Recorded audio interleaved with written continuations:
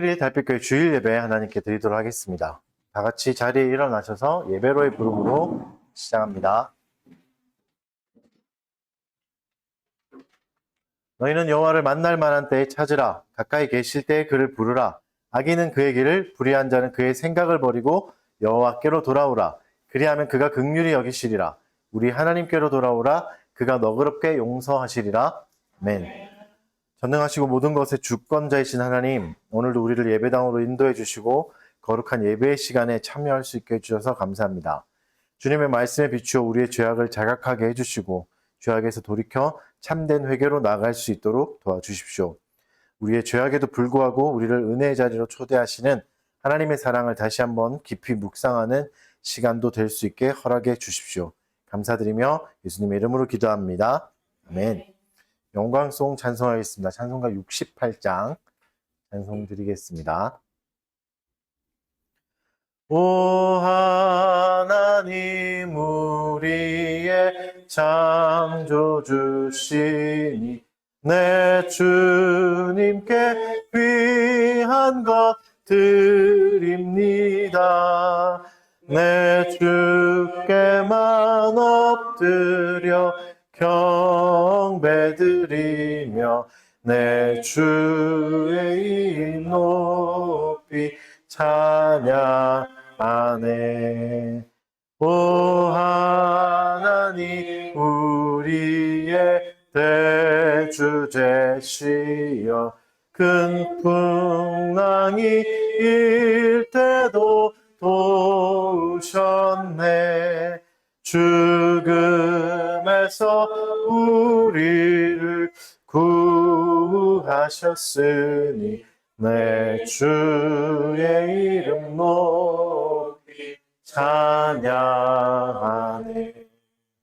주 하나님 이름을 함께 높이며 대주제께 영광을 돌리오리.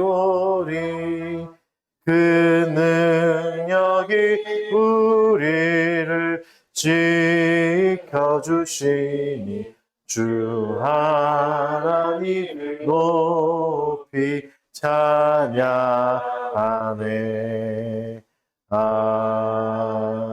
아멘.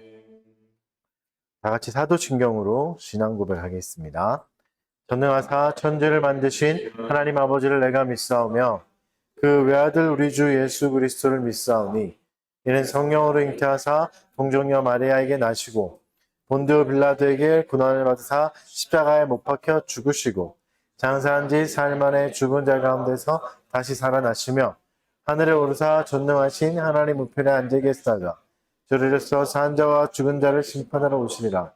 성령을 믿사오며 거룩한 공예와 성도가 서로 교통하는 것과 죄를 사하여 주시는 것과 몸이 다시 사는 것과 영원히 사는 것을 믿사옵나이다. 아멘. 자리에 앉아 주십시오. 십계명 교독하겠습니다. 출애굽기 20장 1절에서 17절 홀수절을 여러분 읽으시고 짝수를 제가 읽고 마지막 절은 같이 읽도록 하겠습니다. 읽겠습니다. 시작. 나는 너를 애굽 땅 종되었던 집에서 인도하여 낸 내 하나님 여호와니라.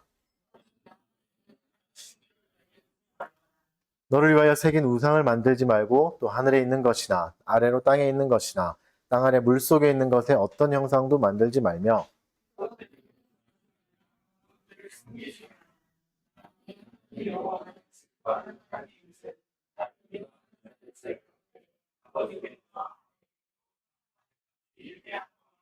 나를 사랑하고 내 계명을 지키는 자에게는 천대까지 은혜를 베푸느니라.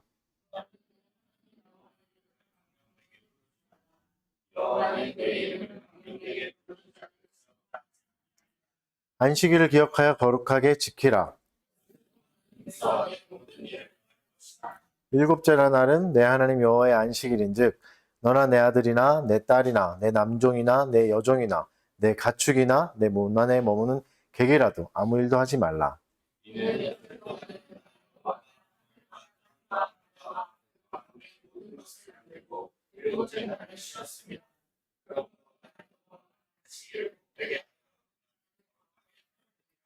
내 부모를 공경하라. 그리하면 내 하나님 여호와가 내게 준 땅에서 내 생명이 길리라. 간음하지 말라. 내 이웃에 대하여 거짓 증거하지 말라. 탐내지 말라. 내 이웃의 아내나 그의 남종이나 그의 여종이나 그의 소나 그의 낙이나 무릇 내 이웃의 소유를 탐내지 말라. 아멘. 이 시간에 죄의 공적인 고백하도록 하겠습니다. 우리의 내면까지도 다 살펴보신 하나님 앞에 우리의 죄와 비참함을 진심으로 시인하고 또 주 앞에 자비로운 용서를 구하는 시간입니다. 조용히 진정한 회개의 시간 갖도록 하겠습니다.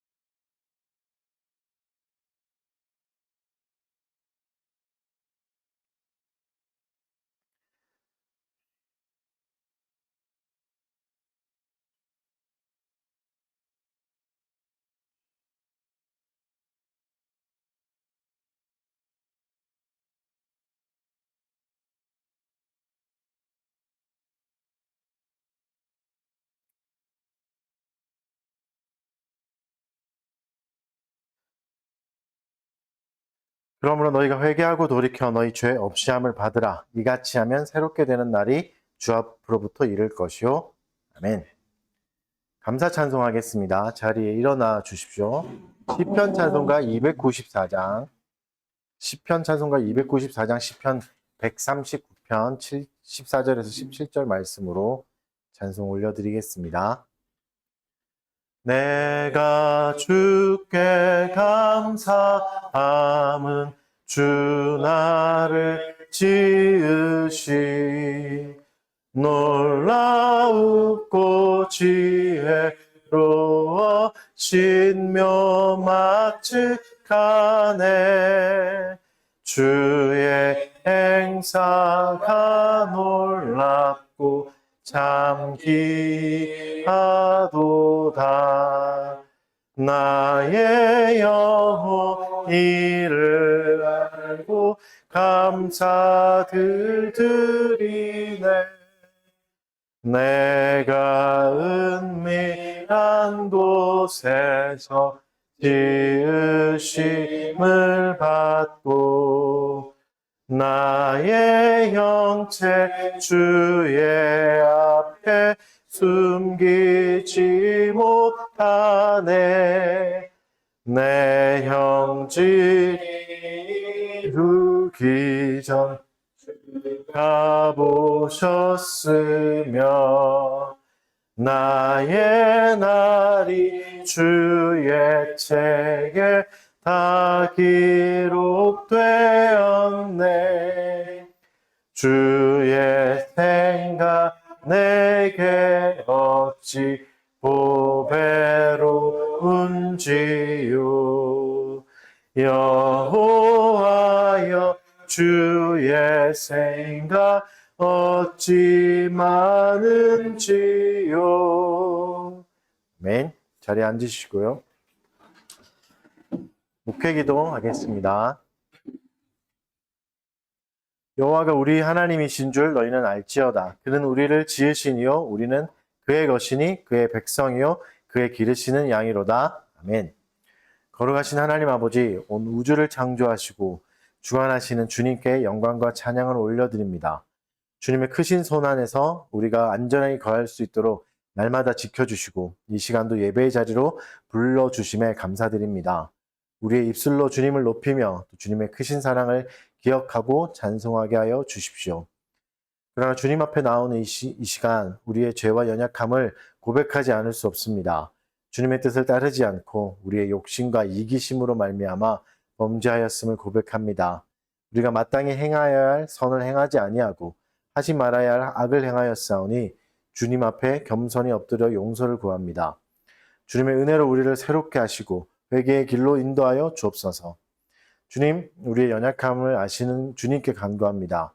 성령 하나님, 우리의 마음을 열어 주셔서 주님의 진리를 깨닫게 하시고 그 말씀으로 우리의 심령을 새롭게 하여 주십시오.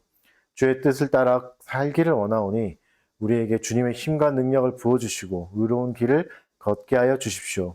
우리의 삶의 모든 순간에도 주의 인도하심을 구하오니 주님만 의지하고 살아갈 수 있도록 우리의 믿음을 붙들어 주십시오.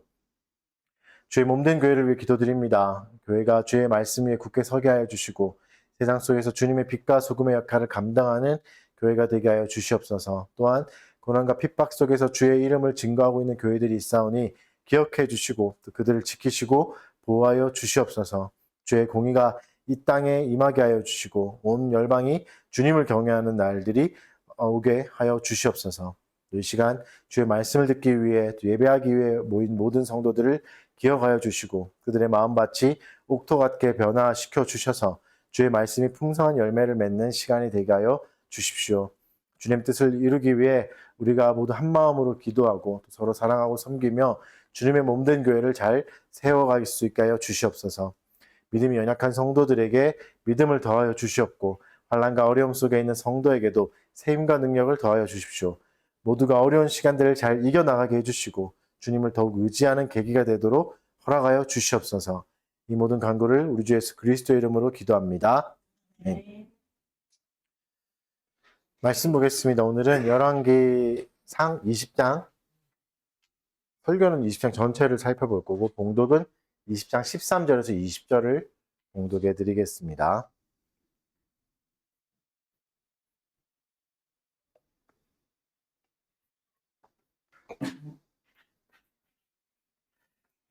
열왕기상 20장 13절에서 20절 봉독해 드리겠습니다. 한 선지자가 이스라엘의 아합 왕에게 나아가서 이르되 여호와의 말씀이 내가 이 큰 무리를 보느냐 내가 오늘 그들을 내 손에 넘기리니 너는 내가 여호와인 줄 알리라 하셨나이다.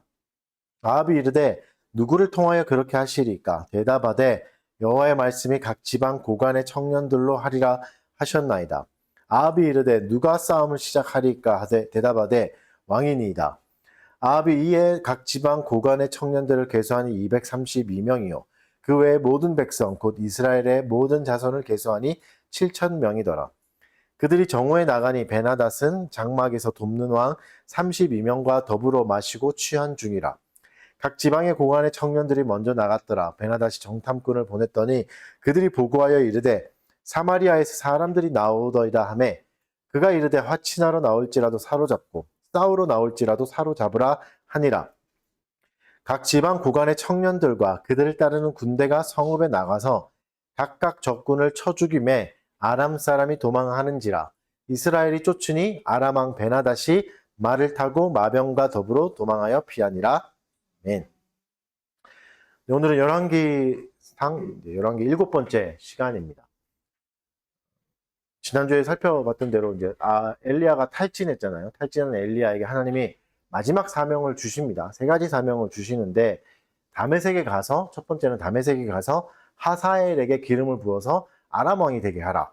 이런 걸 주시죠. 그러니까 아람의 왕까지도 하나님이 세우시는 겁니다. 그리고 이스라엘에게는 에후에게 기름을 부어서 왕이 되게 하라. 그러니까 아합의 왕조가 아니라 새로운 왕조를 또 세우시는 거죠. 그리고 마지막에는 엘리사에게 기름을 부어서 새로운 선지자가 되게 하라. 3가지 사명을 주십니다. 그리고 이제 무서운 말씀을 덧붙여 주세요. 하사엘, 아람 왕이라고 세웠던 하사엘의 칼을 피하는 자, 하사엘이 많이 죽일 건데 그를 피하는 자가 에후가 나머지를 죽일 거고 에후의 칼도 피할 수 있는데 그걸 피하는 자를 엘리사가 죽일 거다. 이렇게 말하죠. 그러니까 이스라엘 전체가 다 죽을 거다, 벌 받을 거다라는 무서운 말씀을 하신 거죠. 그래서 계속해서 이제 이스라엘을 심판해 가겠다는 의지를 하나님이 보여주시면서 엘리야의 사명이 마무리됩니다. 근데 엘리야가 사명을 다 감당하지 못했어요. 3가지를 주셨지만 사실 제대로 한 건 하나도 없습니다. 그 엘리사를 만나서 이제 후계자를 세우긴 하는데 기름을 붓지 않고 겉옷을 던지죠.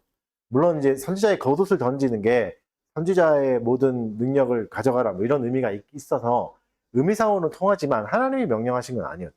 하나님이 명령하신 건 기름 부으라 였는데 기름 부지 않았습니다. 그리고 이제 사라져 버리죠. 그 하사엘에게 기름 붓는 거는 엘리사가 합니다. 엘리야가 하지 않고. 그리고 에후를 또 세워야 되잖아요. 에후를 세우는 건 엘리사도 아니고 엘리사의 제자들이 기름을 부어서 세웁니다. 그러니까 사명을 주셨지만 다른 사람을 통해서 이제 이루어지는 거죠. 아무튼 이제 이렇게 보면 이제 기대가 되잖아요. 이제 새로운 시대가 시작되겠구나, 새로운 왕이 시작되겠구나 하고 20장을 보면 하사엘이 등장할 것 같은데 아람 왕 베나닷이 갑자기 등장합니다.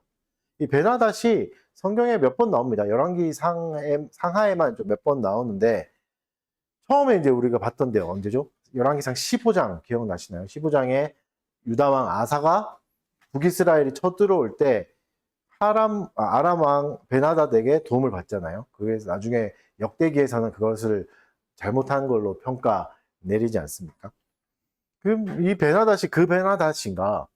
그 베나닷이라는 말도 있습니다. 이 베나닷이 누구인지는 사실 명확하게 자료가 없어서 설명할 수 없어서 여러 가지 이제 썰들이 있는데 제가 보기엔 그렇지 않은 것 같습니다. 좀 그러면 뭔가 좀 안 맞게 돼서 물론 그렇게 봐도 무리는 없어요. 그래서 열왕기 상하에 총 3명이 나오는데 굳이 나누자면 베나닷 1세, 베나닷 2세, 베나닷 3세 이렇게 나옵니다. 15장에 나왔던 베나닷을 1세로 볼 수 있겠죠. 1세로 보고 지금 20장에 나온 베나닷을 2세로 볼 수 있습니다. 요 설이 조금 더 많긴 합니다. 그리고 하사엘의 아들, 아까 기름 부으라고 세워라고 했던 하사엘의 아들이 또 베나닷입니다. 그래서 이게 만약에 베나닷 1세면 20장은 과거의 이야기가 됩니다. 아람 왕의 베나닷이 이제 그때 바하사가 이스라엘의 왕이었으니까요. 아합의 왕이 아니었죠. 그러니까 나중에 오므리가 서고 아합이 섰으니까 아합 왕 굉장히 초기, 베나닷 후기 요 정도가 되면 맞을 수도 있어요. 그러면 34절의 말씀이 딱 떨어져 맞아요. 아버지가 빼앗은 땅, 베나닷 아버지가 빼앗은 땅을 다시 돌려주겠습니다. 해서 이제 그 해석이 맞긴 하는데 그러면 또 다른 게 좀 다 안 맞는 상황이 되기도 합니다. 그래서 보통은 2세로 봅니다. 저도 오늘 2세로 좀 가정하고 설교를 하겠습니다.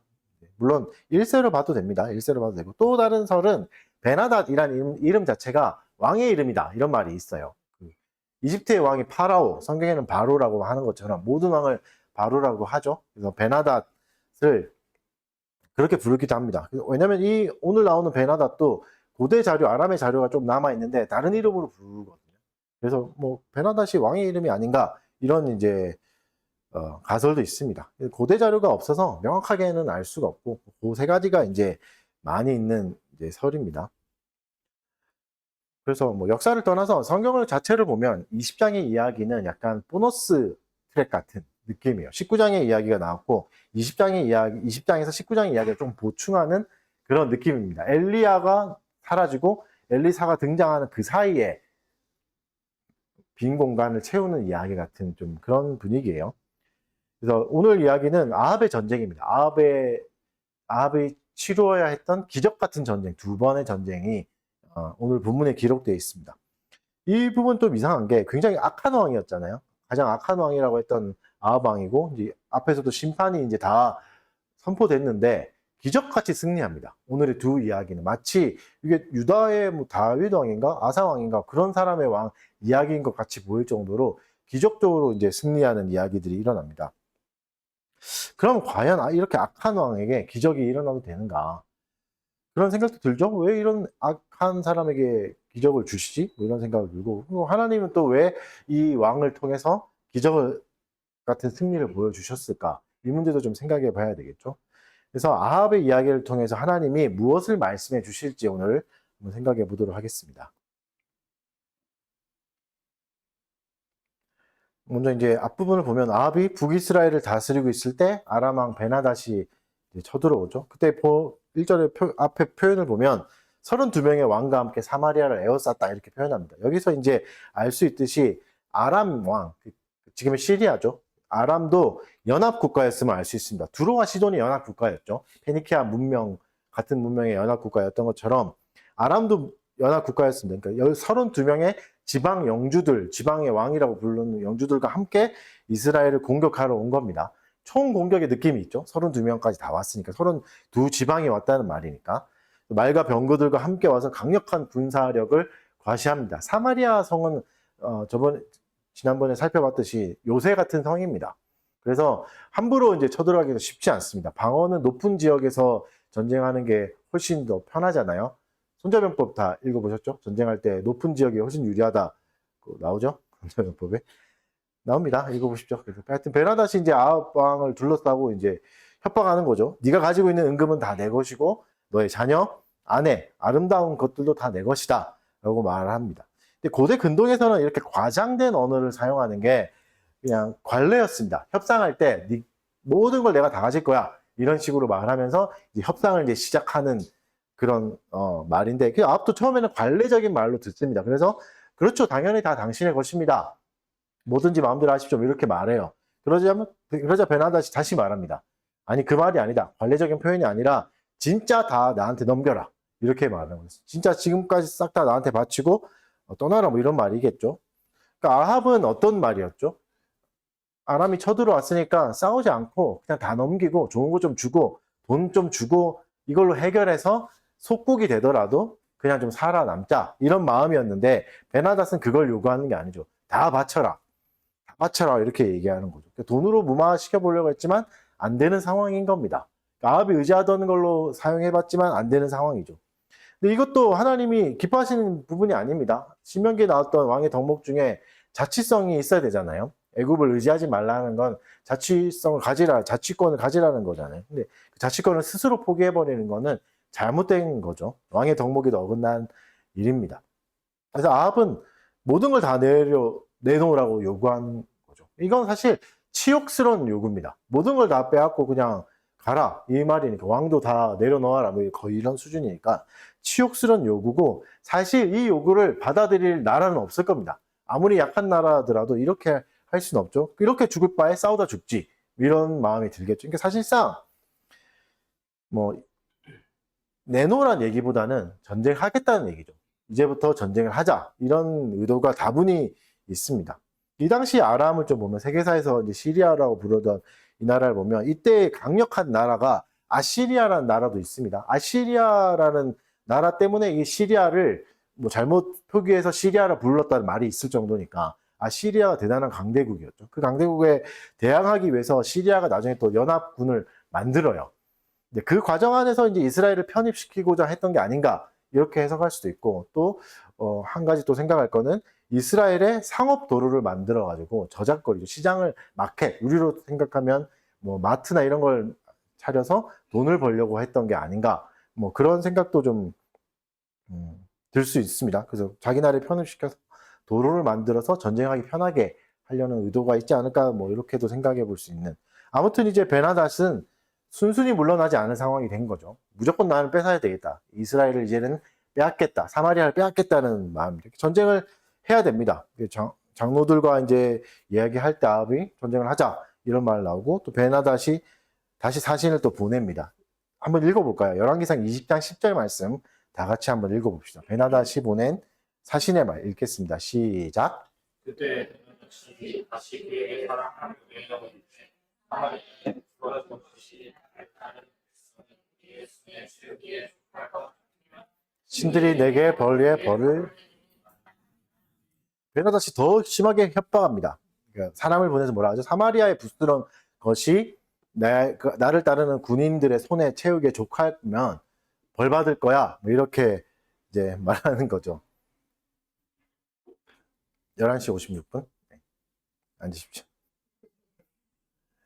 무슨 말이냐면 내 군대가 사마리아를 지나갈 건데 사마리아를 완전히 다 먼지로 만들어버려서 혹시라도 주먹에 조각이라도 쥐어주면 나 벌 받을 거야 이 말입니다. 너희를 완전히 먼지로 만들어버릴 거야 이런 말이죠. 무서운 말이죠. 이거 안 하면 내가 벌 받을 거다 이 말이죠. 근데 이 표현이 물론 이게 고대 뭐 형용사구처럼 자주 쓰이는 말이긴 한데 어디서 들어본 것 같죠? 뒤쪽의 표현 신들이 내게 벌 위에 벌을 내릴 거다. 19장에서 이세벨이 했던 말이죠. 엘리야를 죽이겠다. 내일 이 시간까지 엘리야를 죽일 건데 엘리야가 이 시간까지 죽지 않으면 신들이 내 위에 벌을 내릴 거란 그 말을 그대로 아람 왕을 통해서 하나님이 대갚아 주시는 겁니다. 그렇죠? 악한 자의 말을 대갚아 주죠. 이세벨의 악한 말이 그대로 자기에게 다시 돌아오는 상황이 된 겁니다. 그리고 이제 아합은 이 말을 듣고 이제 아합도 이제는 이제 포기하고 이제 세게 나갑니다. 거의 이제 이때 보면 아합이 이제 거의 죽기를 각오한 그런 분위기거든요. 어떻게 말하냐면 갑옷 입는 자가 아니라 갑옷 벗는 자가 자랑해야지 이렇게 말해요. 이것도 좀 어려울 수 있는데 무슨 말이냐면 펜을 들었다고 자랑할 게 아니라 성적이 잘 나온 걸 자랑해야 되지 이 말이죠. 그런 거 느끼지 않습니까? 내가 이번에 독서실 등록했는데 너무 공부 열심히 해서 서울대 가면 어떡하지? 이렇게 고민하는 애들한테 성적표 가져와봐 이렇게 말하면 조용해지잖아요. 그런 것처럼 그런 거죠. 갑옷을 입는 게 아니라 전쟁을 끝내고 승리한 다음에 벗는 걸 자랑해야 된다. 갑옷을 벗는다는 건 살아있다는 거고 승리한 거니까 그걸 자랑해라 이렇게 말하죠. 그러니까 무슨 말이죠? 섣불리 결과를 앞에 두고 섣불리 교만한 것은 실패할 수 있다. 사실 이게 힌트입니다. 이걸 보면서 아람 왕은 지금 굉장히 교만한 상태구나. 자신만만한 상태구나 하는 걸 알 수 있겠죠. 물론 이 상황을 보면 이제 아합 왕이 심판을 받는 구도잖아요. 강력한 적이 왔고 아합은 어쩔 수 없고 이제 엘리야를 통해서 하나님이 심판도 이미 말씀해 주셨고 죽겠구나 이랬는데 하나님이 선지자를 보내십니다. 20장 13절 같이 또 읽어보겠습니다. 열왕기상 20장 13절 선지자가 와요. 한번 읽어보겠습니다. 시작. 선지자가 이스라엘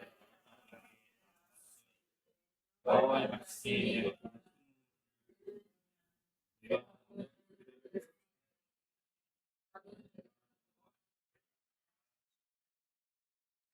무슨 말이죠? 전쟁을 승리할 거다. 이들이 오히려 다 죽을 거다. 라고 말씀해 주시죠. 하나님이 결과를 미리 말씀해 주십니다. 그리고 결과를 알고 가는 전쟁이 되고 또 이 전쟁의 목적은 명확하게 알려주시죠. 하나님이 여호와인 줄 아실 거다. 알려주시는 전쟁이다. 하나님이 참된 신이라는 걸, 유일한 신이라는 걸 알려주는 전쟁이 될 거다라는 걸 이제 말해 주시는 겁니다. 좋은 소식을 들은 거죠. 그래서 이제 전쟁이 시작됩니다. 군사적으로 봐도 이제 아람이 압도적이었고 또 신학적으로 봐도 아합 왕은 악한 왕이었으니까 심판받아야 되죠. 근데 결과는 뚜껑을 열어보니까 이스라엘이 승리합니다. 악한 이스라엘이 승리하는 거죠. 압도적인 군사를 대응하기 위해서 아합이 모은 군사를 잘 보면 고관의 청년들이 232명이잖아요. 귀족의 자제들이겠죠. 그런 사람이 232명. 그 외에 이스라엘 자손을 계수하니까 7,000명. 얼마 안 되죠. 이스라엘 나중에 이제 아람 왕이 두 번째 전쟁에서 죽는 게 막 10만 명 죽고 이러니까 이때도 최소 5만 명은 데리고 왔을 텐데 7,000명으로 해서 게임이 안 되는 싸움인 거죠. 그래서 베나다시 어떻게 하죠? 낮술 마시고 있습니다. 아무리 계산해봐도 이 전쟁을 질 수가 없는 전쟁이니까 앞에 놔두고 낮술 마시고 있죠. 왕들 32명 데리고 이제 낮술 마시고 있을 때 소수정의 부대가 먼저 사마리아에서 출정하고 이를 보고하니까 베나다시가 무시하고 무조건 사로잡아라. 화친을 하러 왔던, 항복하러 왔던, 싸우러 왔던 무조건 그냥 사로잡아. 이렇게 말해 버리는 거죠. 제대로 전쟁을 할 마음도 없어요. 너무 무시하는 거죠. 근데 이 작은 군대가 어떠한 설명도 없이 모두를 다 무찔러 버립니다. 7,000명이. 다 무찔러 버려서 베나다시 도망가 버리죠. 말 타고 도망가 버리죠. 술 취한 베나다시 도망가 버리는 거죠. 그러니까 수적으로도 열세로 보이는 전쟁이 허무하게 이스라엘의 승리로 끝나버립니다.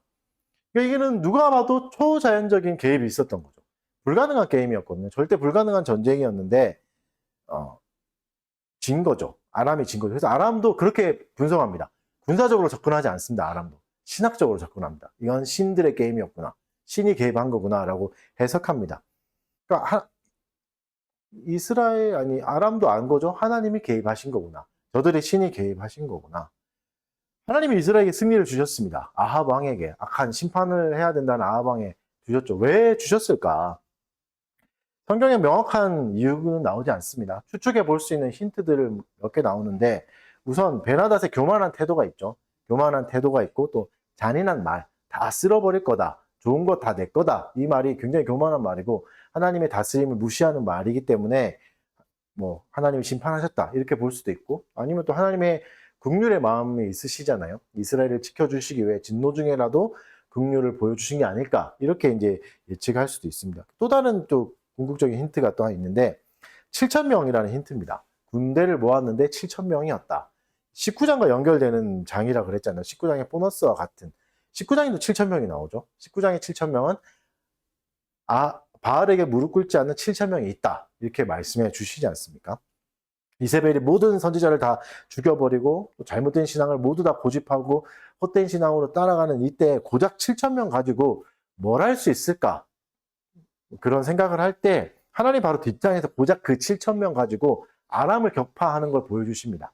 가장 악한 시대에, 가장 악한 왕의 시대에 하나님이 7천 명 가지고 아람을 격파해 버리시는 거죠. 그러니까 숫자가 미미해 보이지만 하나님이 이들을 붙들어 주시면 충분히 효력을 발휘할 수 있는 숫자다.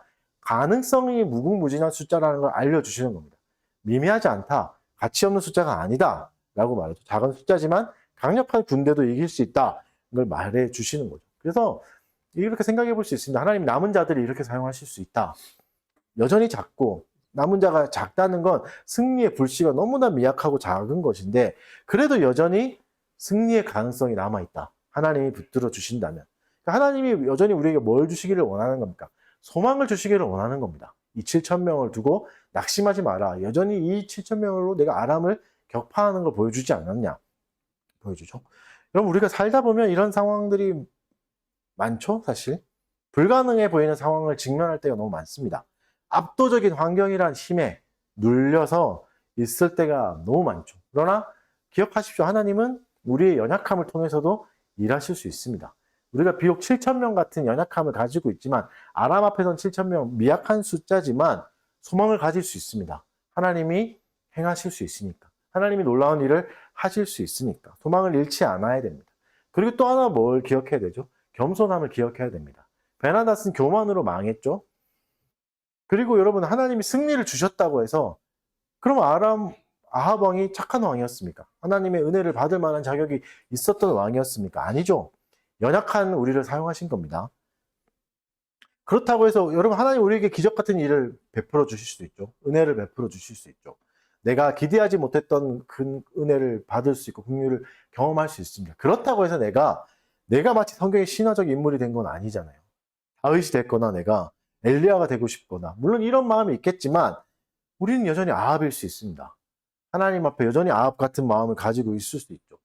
아합 왕에게도 하나님은 승리를 주십니다. 큰 은혜를 베푸시고 복을 베푸시는 거죠. 그렇다고 해서 내가 선한 존재가 되었다. 나는 이 복을 받아 마땅한 존재가 되었구나.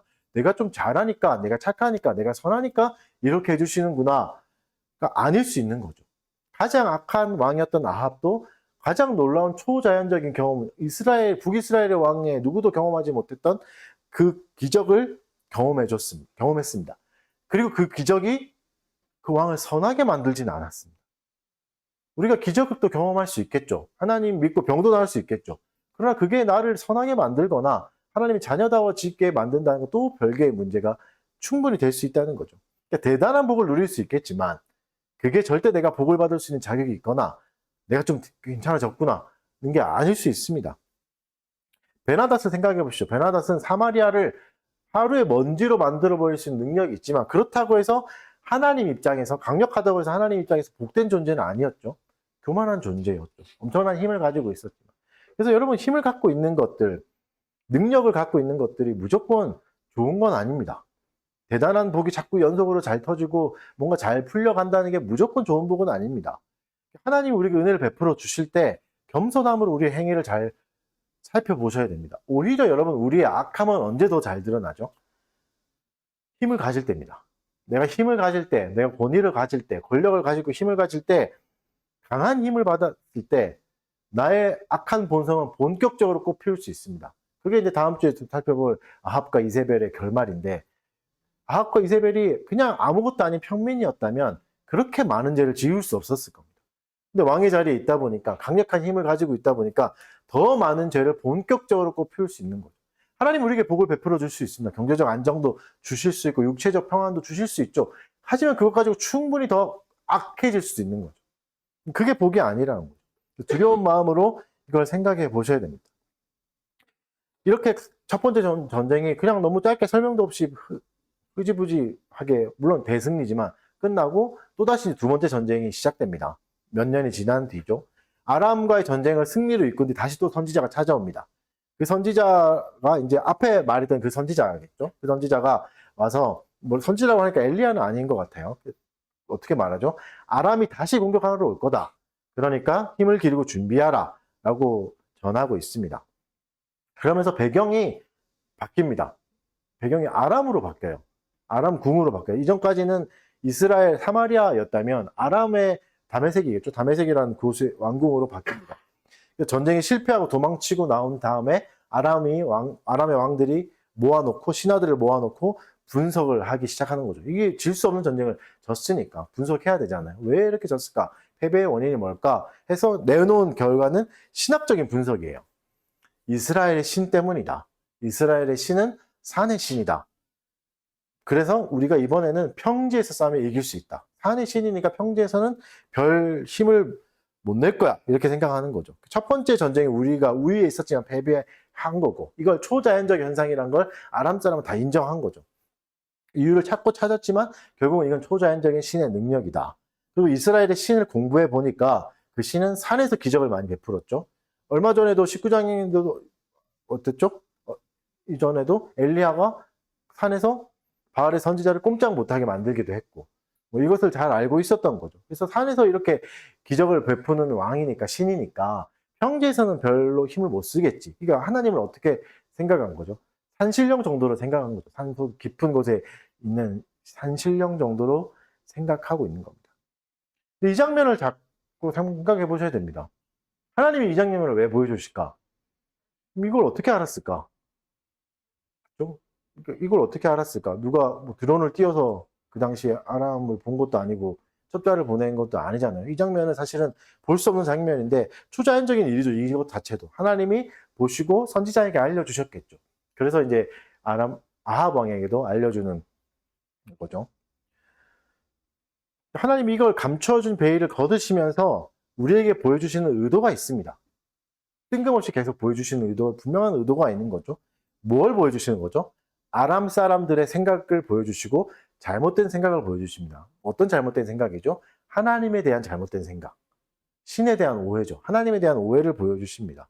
하나님의 소식을 제대로 들었죠. 이렇게 기가 막힌 일을 하셨더라. 산에서 놀라운 걸 하셨더라. 기적을 베풀어줬더라 하셨죠. 어떤 일을 하셨고 이스라엘 백성을 어떻게 지켜가셨는지를 다 공부했습니다. 하지만 하나님을 자신의 지각의 한계에 가둬버려요. 세상에는 이렇게 생각하죠. 세상 모든 곳에는 다양한 신들이 있고 다양한 신들이 각자의 영역을 다스리고 있다. 이게 다신론이잖아요. 다신론의 개념으로 하나님을 이해한 거죠. 그러니까 잘못된 신의 개념, 하나님을 잘못 오해하고 있는 장면을 보여주면서 이 전쟁도 아람이 이길 수 없겠구나를 미리 보여주시는 거죠. 이렇게 잘못 생각하고 있으니까 하나님을 이렇게 축소시키고 오해하고 있으니까 잘못된 거죠. 잘못된 개념으로 하나님을 이기려고 하고 있는 겁니다. 근데 여러분, 이게 비단 아람 사람들만의 일은 아닌 거죠. 기독교인들 안에서도 교회 안에서 충분히 일어날 수 있는 일입니다.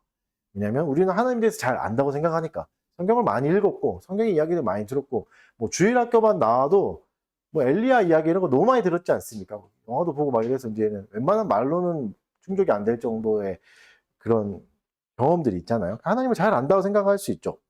그래서 어떻게 생각하냐면 이렇게 해야 하나님이 기뻐하시고 이렇게 하면 싫어하시지. 이게 굉장히 좋은 의도 같아 보이지만 하나님이 이거 좋아하고 이거 싫어하시니까 이렇게 저렇게 해서 도움 받아야지. 또 결론 낼 수 있는 거죠. 언뜻 보면 신앙심이 깊은 것 같아 보이지만 사실 아람 사람과의 생각과 똑같은 겁니다. 하나님은 이런 영역에만 있으니까 이런 거 좋아하시니까 이렇게 해서 내가 하나님 이겨 먹어야지 라는 것과 똑같은 거죠. 잘못된 개념 속에서 하나님을 이해하고 하나님을 이용해 먹으려는 마음하고 똑같은 겁니다. 우리가 가지고 있는 마음과 다르지 않을 수도 있는 거죠. 기독교인이라고 해도 여전히 교회 안에서 다신론의 개념을 가지고 있는 사람도 많죠. 가장 많이 하는 게 뭐죠? 여러 가지 귀신의 이름을 다 붙여가잖아요. 뭐 음란 마귀, 돈의 마귀, 뭐 이런 거에 내가 빠졌어요. 이런 거 유혹을 받았어요. 이렇게 하지만 결국 말하면 무슨 말이죠, 이게? 각각의 영역을 담당하는 신이 있다는 거잖아요. 각각의 영역을 담당하는 신들이 있고 그 신을 하나님이 다스린다. 이 정도로 생각한다는 건 다신론입니다. 하나님, 성경이 말하는 하나님이 아니잖아요. 성경에서 뭐라 말씀하시죠? 하나님 외에 참 신이 없다라고 말씀하시지 하나님 모든 신 중에 최고다 이렇게 말씀하시지 않죠. 유일하시다고 말하죠. 우리가 십계명을 계속 읽지만 십계명에도 그렇게 가르치고 있지 않습니까? 세상 모든 것은 다양한 신이 다스리고 그 신을 하나님이 다스리는 게 아니라 하나님이 모든 것을 다스리고 계시는 겁니다. 그걸 우리는 섭리라 부르고 작정이라 부르는 거죠. 잘못된 개념들을 고쳐 나가야 됩니다. 다시 이제 배경은 전쟁터로 옮겨집니다. 그래서 이제 전쟁이 시작되죠. 이번에도 아람은 침략합니다. 이번에는 장소를 바꾸죠. 아벡이라는 지역을 갑니다. 이스라엘은 약간 더 북쪽으로 올라가요. 사마리아 더 위쪽인 거죠.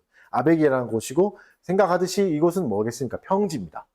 평지고 전쟁의 숫자도 이번에는 엄청난 숫자를 더 많이 가져갑니다. 그래서 표현을 어떻게 하냐면 이스라엘은 마치 두 무리의 염소떼 같고 너무 귀엽고 작아 보인다. 이렇게 표현하고 아람 사람은 가득합니다. 평지 전쟁은 또 그 요새전하고 다릅니다. 요새전에서는 10분의 1의 숫자만 있어도 지킬 수 있으나 평지전에서는 숫자가 많은 게 무조건 유리합니다. 왜냐면 다방면에서 공격할 수 있고 계속해서 보급도 되고 그러니까 숫자가 많은 상식적으로 생각해봐도 그렇죠. 압도적으로 많은 쪽이 유리합니다. 이것도 질 수 없는 전쟁입니다. 이때 하나님의 사람이 또 나와서 아합에게 기쁜 소식을 전해줍니다. 다 같이 읽어보겠습니다. 열왕기상 20장 28절 28절을 읽어보겠습니다. 시작. 그때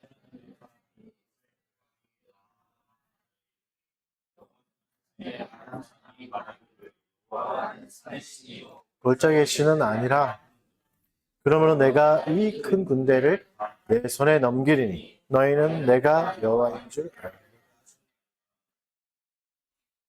그 앞에 일어났던 아람 궁에서 일어났던 일들을 하나님이 다시 한 번 더 말씀해 주시죠. 이들이 이런 생각 가지고 지금 오는 거다. 그래서 내가 다 네 손에 넘기겠다. 네 손에 넘기겠다 이 말은 뭐냐면 다 없애라는 겁니다. 진멸하라. 헤렘이라는 개념인데 뒤에 가서 다시 설명해 드리겠습니다. 다 없애라고 말씀하신 거죠.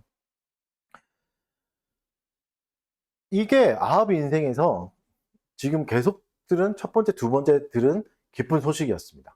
아합에게 여러 선지자들이 찾아오잖아요. 여러 선지자들이 찾아와서 좋은 소리를 한 적이 없어요. 처음 찾아왔던 엘리야가 뭐라고 그랬죠? 가뭄 준다. 3년 뒤에 가뭄 주고 또 다음에 뭐 너 죽을 거야. 이렇게 하는 심판을 말하는 선지자들만 있었지 승리할 거라는 선지자는 없었죠. 처음입니다. 두 번째인 거죠. 지금 승리. 물론 한 선지자니까 같은 선지자니까 한 명의 선지자니까 기쁜 소식을 전해주는 거죠. 그러니까 두 번이나 기쁜 소식을 들은 겁니다. 어떻게 됐을까? 이 복음을 듣고 이 기쁜 소식을 듣고 아합은 어떻게 변화됐을까? 전쟁을 잘 보면 6일간 그냥 탐색전이 시작됩니다. 이제는 교만하지 않죠. 술도 안 먹고 아람 왕도 베나닷도 정신을 차린 겁니다. 6일 동안 치열하게 탐색전을 하고 7일째 전쟁을 합니다. 근데 이때도 어떻게 되냐면 이스라엘 사람들이 나가서 아람 보병을 10만 명을 죽여버려요. 뭐 몇 년이 지났다고 해서 이스라엘 숫자가 기하급수적으로 늘 수는 없잖아요.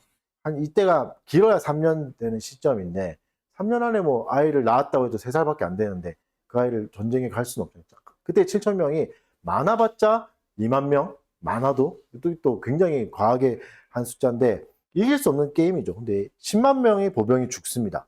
그리고 성 안으로 도망치는 사람도 있는데 성벽이 무너져서 2만 7천 명이 죽어요. 한번 생각해 봅시다. 2만 7천 명을 어떻게 성벽 밑에 모으면 성벽이 무너져서 죽일 수 있을까? 사실은 불가능하죠.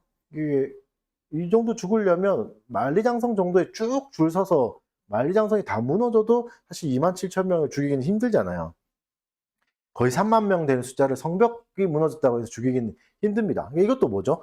초자연적인 힘인 거죠. 무너져서 죽은 것보다는 하나님 죽이신 거죠. 2만 7천 명이 그냥 성벽 하나에 깔려 죽어 버리는 거죠. 성벽에 깔려 죽을 수 있는 사람의 물리적 한계를 뛰어넘어 버리는 겁니다. 하나님이 이제 초자연적인 힘으로 기적적인 일을 하신 거죠. 왜요? 목적은 뭐죠? 하나님이 유일한 참 신이심을 보여주시기 위해서 이렇게 하신 겁니다. 두 번째 전쟁에서도 아람이 완전히 패배해버립니다. 이제 베나닷은 갈 데가 없습니다. 숨어버리죠. 성 안에서 숨고 아람의 신하들이 이제 또 이제 이야기합니다. 이스라엘의 왕은 인자하니까 가서 투항합시다. 그러면 봐줄 거예요. 이렇게 말하죠. 여기서 말하는 인자라는 표현, 헤세드라는 단어를 사용해요. 헤세드는 언약적 사랑이라는 뜻입니다. 언약을 지키는. 그러니까 여기는 좀 인자하다기보다는 그러니까 성격 좋은 사람이에요. 착한 사람이에요. 라기보다는 약속을 중요시하는 사람이에요. 이런 의미가 더 큰 거예요. 그래서 어떻게 하냐면 굵은 배로 허리를 동이고 테두리를 머리에 쓰고 나갑시다. 이것은 내가 언약을 철저히 지키겠다는 표시를 하고 나갑니다. 언약을 잘 이행하겠다는 표시를 나가죠. 이런 이스라엘 왕은 언약을 중요시하니 언약을 맺자 하는 게 아람인들의 전략이었습니다. 이 전략이 또 먹힙니다. 아합 왕이 봐주죠. 그렇게 하고 오는 베나닷을 보면서 바로 어떻게 말하죠? 얼른이라는 표현도 써요. 바로 형제라고 불러줍니다. 그러면서 베나닷이 감동해서 자신의 아버지가 뺏은 땅을 다 돌려주겠다. 그리고 아람의 수도 다메섹에다가 상업 거리를 만들어 주겠다. 이스라엘을 위한 상업 거리. 당신들이 와서 거래하고 돈 벌어갈 수 있는 곳을 만들어 줄 테니까 여기서 경제적 이득을 취하세요라고 해주는 거죠. 그러니까 아합은 사실 합리적인 선택을 한 겁니다. 싸워서 다 죽이는 것보다 이렇게 하면 정치적으로 이득을 얻죠. 잃어버렸던 토지도 다시 수복할 수 있고 다시 얻을 수 있고 경제적으로도 이익을 얻을 수 있는 좋은 선택을 한 거죠. 근데 결정적으로 아합은 아람 사람들도 알고 있던 하나님을 잊어버린 겁니다. 하나님은 그렇게 하시지 않는 거죠. 이 전쟁이 승리한 것은 아합의 힘이 아니었잖아요. 불가능한 힘이었죠. 절대 일어날 수 없는 기적이 일어난 거죠. 그 기적의 근원을 생각해 보지 않았습니다. 아합은. 두 번의 기쁜 소식을 들었지만 그것을 통해서 하나님을 생각해 보지 않은 거죠. 뭘 이익을 누릴까? 계산기만 두드려 본 겁니다. 어떻게 해야 더 계산으로 나에게 유리할까? 내가 더 이익을 극대화시킬 수 있을까? 선지자를 통해서 들었던 하나님의 말씀 다 잊어버렸습니다. 베나닷과 화친을 맺어서는 안 됩니다. 하나님이 다 네 손에 붙여서 없애라고 했는데 없애지 않은 거죠. 그래서 하나님은 또 선지자를 보내십니다. 이 부분을 다시 지적하기 위해서 보내시는 거죠. 선지자 무리 중 한 사람에게 명령하십니다. 어떤 명령을 하죠? 친구에게 얻어맞으라. 이런 명령을 해요. 이게 좀 이상한 명령이죠. 얻어맞으라니 이해하기 어렵지만 그래서 명령을 실행하기 위해서 선지자가 친구에게 갑니다. 가서 이렇게 얘기하는 거죠. 친구야, 나를 좀 때려줘. 이렇게 얘기하죠. 친구가 안 때리죠. 그랬더니 어떻게 하죠? 네가 나를 떠나갈 때 사자가 너를 찢어 죽일 거야. 그 친구가 죽습니다.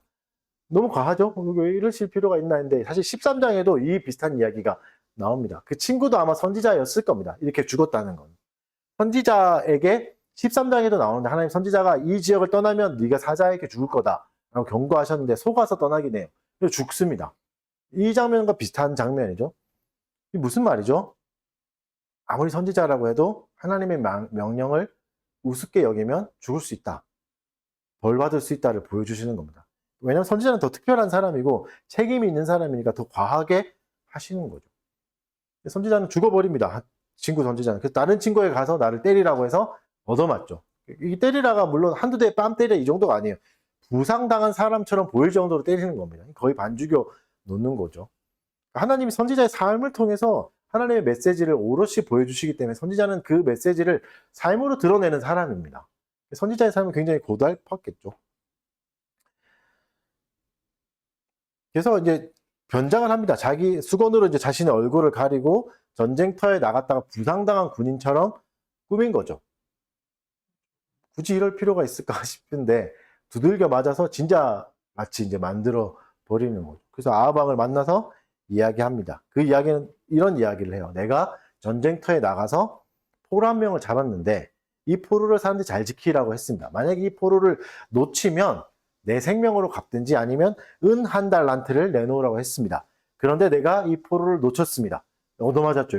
이렇게 말하는 거죠. 그럼 어떻게 하면 좋겠습니까? 왕에게 물어보니까 왕이 뭐라 말하죠? 네 스스로 벌인 일이니 네가 책임져야 된다. 네 책임이지 이렇게 말하는 겁니다. 그렇고 선지자가 변장을 풀고 드러내면서 그 말 그대로 왕의 당신 그 말 그대로 당신이 책임져야 될 겁니다. 베나닷을 살려준 죄를 당신이 갚아야 될 겁니다라고 되갚아 주는 거죠. 그러니까 하나님이 헤렘하라고 맡겨놓은 베나닷을 살려준 죄로 아합은 죽게 되는 겁니다. 헤렘은 하나님의 거룩한 전쟁입니다. 모든 전쟁이 헤렘 전쟁은 아니지만 헤렘 해야 되는 전쟁이 있죠. 특정한 전쟁에만 적용되는 전쟁입니다. 악한 것을 모조리 다 없애야 될 때 헤렘이라고 하는 거죠. 헤렘은 중요한 개념이죠. 여러분, 죄가 뭐죠? 하나님의 뜻에서 벗어나는 게 죄잖아요. 뭐 이렇게 하나님 뜻에서 약간 벗어나는 게 뭐 어떤가 싶은데 여러분 물을 한번 생각해 보시면 물에 독극물 약간 탄 거 뭐 1% 정도 탈 수 있잖아요. 그거 뭐 어때? 마셔도 된다. 이건과 똑같은 말입니다. 물은 순수할 때 물인 거지 마실 수 있지. 약간이라도 뭐가 들어가서 불순물이 들어가서 독약이 되면 그 물은 마실 수 없게 되는 것처럼 사람도 그렇습니다. 약간이라도 벗어나게 되면 하나님의 기준에 벗어나게 되면 살 수 없는 거죠. 그게 헤렘입니다. 대표적인 헤렘 전쟁은 여호수아가 여리고성을 공격하는 전쟁이 헤렘 전쟁이었죠. 여리고는 악하니까 다 죽여버려야 된다. 다 쓸어버려야 된다고 했던 게 헤렘 전쟁이었죠. 근데 누가 나오죠? 아간이 나오죠. 아간이 여기서 귀한 걸 남겨놓습니다. 외투 한 벌과 은 200세겔, 금 50세겔을 숨겨놓습니다. 이 아합의 범죄로 인해서 이스라엘은 다음 전쟁에서 패배하죠. 다음 전쟁이 훨씬 쉬운 전쟁이었는데 패배합니다. 여기서 나온 말이 아간 네가 이스라엘을 괴롭게 하는 자다라는 말이 나오죠. 헤렘을 하지 않는 거죠. 아합은 이제 뭐가 된 거죠? 아간이 된 겁니다. 아간처럼 똑같이 행한 거죠. 이 말이 뭐죠? 19장에서 했던 아합이 했던 말이죠. 아합이 했던 엘리야에게 했던 이스라엘을 괴롭게 하는 자여라는 말을 하나님 그대로 다시 아합에게 되갚아 주시는 겁니다. 여기서 좀 물론 질문이 들 수 있는 이 방법을 잠깐 좀 생각해 볼까요? 예언을 전달하는 방법이 좀 이상하잖아요. 부상당한 모습의 모습을 재현하기 위해서 선지자가 이제 직접 얻어맞아야 되는, 이건 사실 이스라엘이 처한 위험한 상황을 선지자의 몸에 직접 새기는 겁니다. 직접 새겨서 보여주는 거죠. 모든 신자에게 적용할 수는 없습니다. 모든 신자가 선지자가 될 수는 없고, 지금은 선지자의 시대가 아니잖아요. 예수 그리스도가 오셨으니까 선지자가 활동하는 시대가 아니고 특별한 상황에, 특정한 상황에서만 선지자의 삶으로 말씀하셨던 하나님의 방법입니다. 일반화시킬 수는 없죠. 육계명을 어겼다고 볼 수도 있어요. 그렇죠? 폭력을 행한 거니까. 살인하지 말라는 생명을 소중하게 여기고 생명을 지키는 행위인데 누군가를 폭력을 행했으니까. 물론 함부로 폭력을 행해서는 안 되죠. 이것 가지고 하나님이 폭력을 허용했다라고 할 수는 없습니다. 이 부분이 왜 중요하냐면 충분히 이렇게 해석할 수 있거든요. 실제로 지금도 그렇게 하죠. 그렇게 해석해서 성도들을 때리기도 하니까요. 그죠? 사이비나 이런 사람들이. 그죠? 그리고 또 특별한 상황에서 선지자가 변장을 하죠. 이건 또 어떤 계명과 걸리죠? 9계명. 거짓 증거하지 말라는 것과 좀 걸리죠. 왜 이렇게 해야 되지? 선지자 거짓말한 거 아니에요? 생각할 수 있겠지만 아합에게만 특별히 적용되는 상황입니다. 이 선지자를 봤을 때 아합이 반기지 않았을 겁니다. 왜냐하면 자기가 베나다 살려준 게 죄인 거 아니까, 하나님이 싫어한 건 아니까 그 선지자를, 신분을 숨길 수밖에 없었던 거죠. 그리고 효과적으로 접근하기 위해서 감춰야 했던 거죠. 물론 거짓말로 하나님의 명령을 전달할 수는 없습니다. 이건 오히려 9계명을 어겼다기보다는 이 부분도 생각나는 선지자가 있죠. 나단 선지자의 모습을 재현하는 것과 같습니다. 이 말이 뭐냐면 다윗의 범죄를 저질렀던 순간에 하나님이 나단 선지자를 보내시고, 나단 선지자가 똑같이 이렇게 합니다. 이야기를 만들어내죠. 가난한 집에 양 한 마리가 있는데 부자가 와서 그 한 마리 양을 뺏어서 자기 손님을 대접했습니다. 이 부자를 어떻게 해야 될까요? 라고 다윗왕에 물어봐요. 죽여야 된다. 이렇게 해요. 분노하면서. 그러면서 나단이 뭐라고 하죠? 그게 바로 당신입니다. 이렇게 말하는 그 효과적인 전달 상황법을 이 선지자가 똑같이 사용하는 겁니다. 똑같이 됨으로써 거울 치료 같은 방법이죠. 지금 말하면. 그렇게 해서 깨닫게 하는데 똑같은 방법을 사용해서 아합에게 하나님의 메시지를 전달한 거죠. 뭘 보여주냐면 아합이 다윗이 아니었으면 보여주는 겁니다. 두 번의 기적을 경험했다고 해서 다윗이 된 게 아니다 라는 걸 명확하게 보여주십니다. 전혀 반성하지 않죠. 전혀 회개하지 않죠. 다윗의 반응과 전혀 다르죠. 다윗은 그 자리에서 꼬꾸라져서 회개하고 뉘우쳤는데 전혀 그러지 않습니다. 마지막 절은 아합이 어떻게 근심하고 답답해서 왕궁으로 돌아갔다고 하는데 원어를 보면 화가 난 겁니다. 분노한 거죠. 기분 나빠하면서 돌아갔다. 하나님의 지적에 회개는커녕 화가 난 거죠. 내가 이렇게 이익을 누리고 내가 내 먹고 사는 거 나도 먹고 살아야 될 거 아니에요? 이런 마음이었겠죠. 나도 먹고 살아야 될 것 같은데 왜 이렇게 힘들게 해요? 하면서 화내면서 간 겁니다.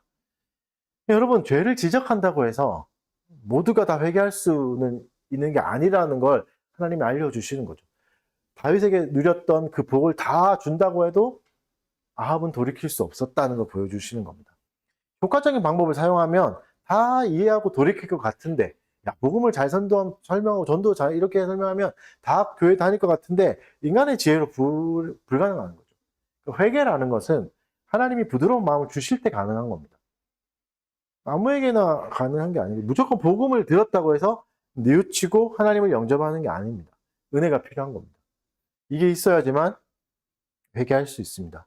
아합은 완고한 마음과 영적인 무지함을 여지없이 보여주는 겁니다.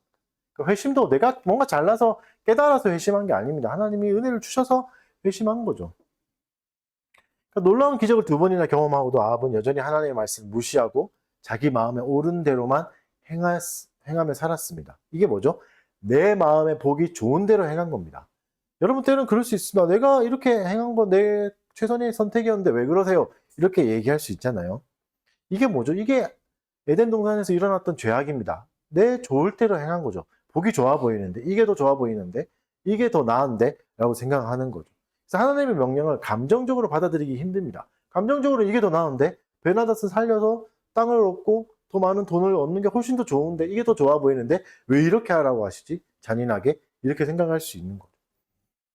이해되지 않죠? 그리고 그걸 죄라고 지적하니까 더 기분 나쁜 거죠. 최선의 선택이었는데. 여러분, 우리의 욕심이 하나님의 은혜를 압도해버릴 때가 있습니다. 물론 불가능한 얘기지만, 은혜 자체를 압도한다는 건 불가능해버리지만, 가려버리는 거죠. 하나님의 은혜를 못 보게 하는 거죠. 이미 받은 은혜를 못 보게 합니다. 욕심이. 내가 좋을 대로 사는 인생이. 하나님이 이미 베풀어 주신 것에 만족하지 못하고 더 큰 것을 원하는 거예요. 마치 사탕을 받았는데 감사하지 않고 더 큰 사탕을 바라는 어린아이처럼, 욕심내는 아이처럼 더 큰 걸 원하기도 하죠. 사랑하는 여러분, 하나님이 우리에게 이미 선한 걸 다 베풀어 주셨습니다. 굉장히 좋은 걸 다 베풀어 주셔서 여기까지 오게 하신 겁니다. 좋은 말씀도 주셨고 적절한 환경을 주셨습니다. 근데 내 욕심이 그걸 만족하지 못하는 거죠. 그걸 넘어서 불평과 불만으로 나머지를 채우고 있는 겁니다. 더 좋은 게 필요한데, 더 큰 게 필요한데, 이미 주신 은혜를 기억하셔야 됩니다. 하나님이 나에게 어떤 은혜를 베풀어 주셔, 아합 같은 나에게 어떤 기적을 행하여 주셨는지, 어떻게 내 인생을 이끌어 가셨는지, 그리고 하나님이 모든 것으로 나의 삶을 가꾸어 가신다는 것을 믿고 따라야 됩니다. 말씀을 정리해 보겠습니다. 20장은 엘리야와 엘리사 사이의 이야기 사이에 보너스 같은 장면이죠. 아합의 이야기는 우리에게 많은 걸 가르쳐 줍니다. 특히 하나님의 주권을 좀 더 고민해 보게 되는 거죠. 하나님의 주권이 진짜 나에게 좋은 건가? 이 지혜가 진짜 고귀하고 아름다운 건가? 나는 거기에 동의하고 따를 준비가 되어 있는가? 생각해 보게 합니다. 말씀을 생각해 보십시오. 뭘 따를 겁니까? 하나님의 말씀을 따를 겁니까? 내 보기 좋아 보이는 걸 따를 겁니까? 나의 이익에 따라 말씀을 따른다면 이건 아합과 다를 게 없습니다. 이거 하면 승리할 거야. 그거 나한테 좋으니까 그걸 따르잖아요. 그렇게만 따르는 것은 아합도 합니다. 악한 왕이었던 아합도 하는 거예요. 때리라고 했을 때 때려야 되는 것들, 물론 그렇게 폭력을 명하시진 않겠지만 내 감정적으로 받아들일 수 없는 걸 하라고 할 때 하는 게 진짜 순종인 거죠. 아합 같은 우리에게 하나님이 초자연적인 은혜를 베풀어 주십니다. 기적 같은 일들을 행하여 주시죠. 그러면 어떻게 해야 되죠? 좀 더 죄를 미워해야 됩니다. 십계명을 못 지키게 하는 것들을 미워하고 그걸 미워해야 되는데 내 이익을 방해하는 걸 미워하죠. 나의 존재를 자꾸 무시하는 걸 미워하죠. 나의 존재가 지워지는 걸 미워하고 나에게 해를 끼치는 걸 미워하고 내가 손해보는 것만 미워하게 되는 거예요. 그건 좀 다릅니다. 죄를 미워하는 것과 나에게 이익이 안 되는 걸 미워하는 건 다른 영역인 거죠.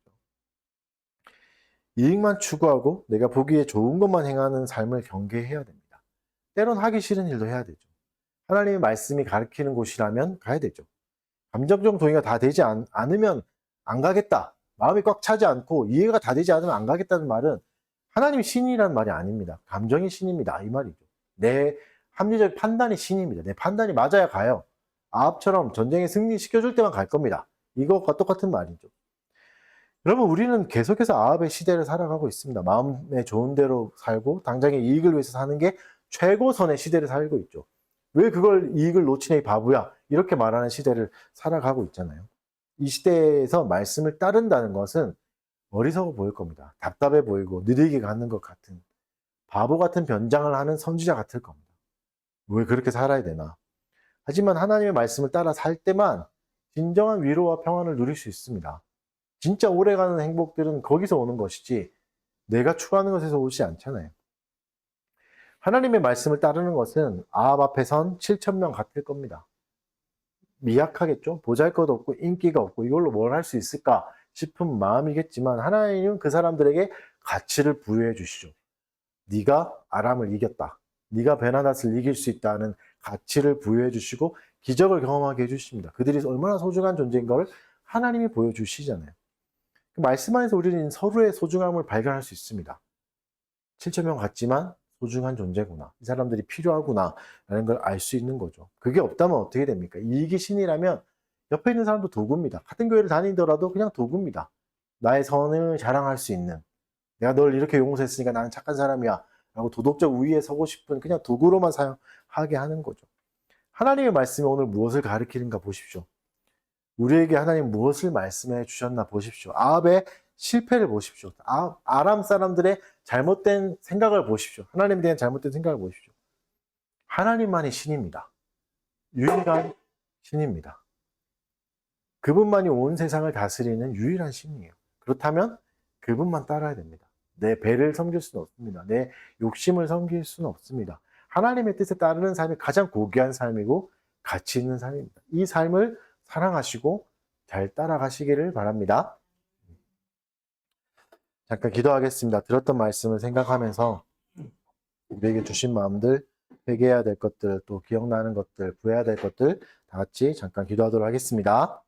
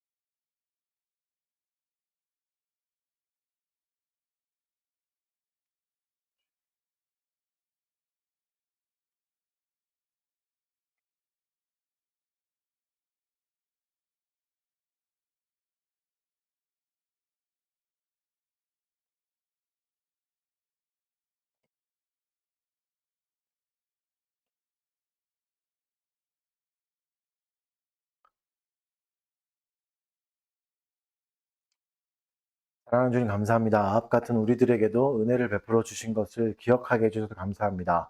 우리 삶에 이미 베풀어 주신 은혜를 다시 한 번 더 되짚어보게 해주시고 헤아려 보게 하여 주시고 또 그 은혜에 감격하며 하나님 앞에 뉘우치며 회개하는 삶을 잘 받아들이게 하여 주시옵소서. 주의 말씀이 가리키는 방향이 때론 내 마음과 맞지 않더라도 감정적 동의가 일어나지 않더라도 주여 내 몸을 쳐서라도 주께 복종할 수 있는 사람이 되게 하여 주시옵고 또 그것이 진정 우리에게 유익한 길이고 모든 사람들에게 이로운 길이라는 걸 믿음으로 받아들일 수 있게 우리에게도 믿음을 허락하여 주시옵소서.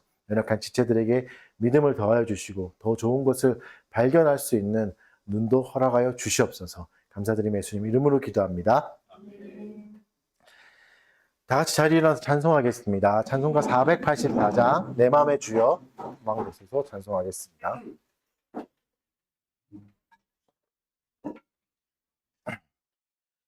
내 맘의 주여 소망되소서. 주 없이 모든 일 헛되어라. 밤에나 낮에나 주님 생각, 잘 때나 깰 때 함께 하소서. 지혜의 주여 말씀으로서 언제나 내 안에 계십소서. 주는 내 아버지 나는 아들. 주 안에 내가 늘 함께하네.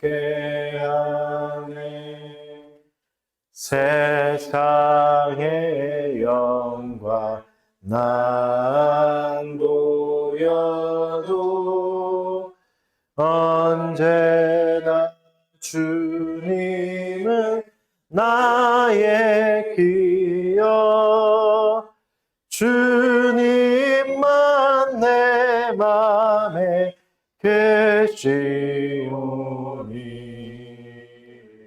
영원한 주님 참 귀하셔라.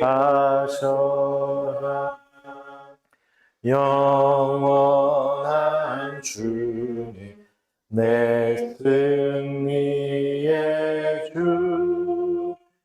하늘의 기쁨 주옵소서. 어떠한 고난이 닥쳐와도 만유의 주여 소망 되소서. 아멘. 헌상 기도하겠습니다. 전능하신 하나님 아버지, 우리의 삶에 날마다 필요한 것을 공급해 주시고 우리가 주님의 은혜 가운데 거할 수 있게 하심을 감사합니다. 주 앞에 나와 감사의 마음으로 헌물을 드립니다. 우리가 가진 모든 것이 주님께로부터 온 것임을 고백하며 그중 일부를 주님의 영광을 위해 드리오니 기쁘게 받아 주십시오. 주님께 드리는 이 모든 것이 우리의 마음에서 우러나오는 사랑과 감사의 표현이 되게 해 주십시오. 예수님의 이름으로 기도합니다. 네. 강복선언으로 예배 마치도록 하겠습니다. 아버지 하나님, 주 예수 그리스도로부터 평안과 믿음을 겸한 사랑이 형제들에게 있을지어다. 우리 주 예수 그리스도를 변함없이 사랑하는 모든 자에게 은혜가 있을지어다. 아멘. 네, 자리에 앉아 주십시오.